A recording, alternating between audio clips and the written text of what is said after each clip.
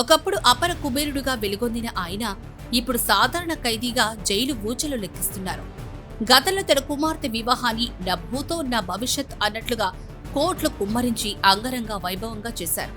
అటువంటి గాలి జనార్దన్ రెడ్డి ఇప్పుడు మైనింగ్ అక్రమాల కేసులో దోషిగా చంచలగూడ జైల్లో కటకటాలు లెక్కిస్తున్నారు. మాజీ మంత్రి గాలి జనార్దన్ రెడ్డి ఓబులాపురం అక్రమ మైనింగ్ కేసులో దోషిగా నిర్ధారణై చంచలగూడ జైల్లో శిక్ష అనుభవిస్తున్న సంగతి తెలిసిందే.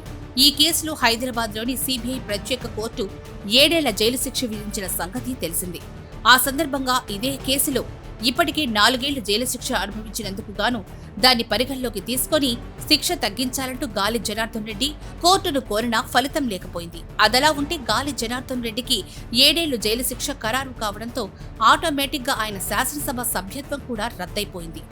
ఇక ఇప్పుడు గాలి జనార్దన్ రెడ్డి జైల్లో తనకు మెరుగైన సౌకర్యాలు కల్పించాలంటూ కోర్టును ఆశ్రయించారు. అయితే సిబిఐ కోర్టు ఆయన అభ్యర్థనను తోసిపుచ్చింది. నేరం రుజువై దోషిగా నిర్ధారణ అయ్యి శిక్ష అనుభవిస్తున్న ఖైదీకి ప్రత్యేక సౌకర్యాలు కల్పించడం కుదరదని సిబిఐ కోర్టు స్పష్టం చేసింది. దీంతో గాలి జనార్దన్ రెడ్డి చంచలగూడ జైల్లో సాధారణ ఖైదీగా మాత్రమే పరిగణించబడతారు.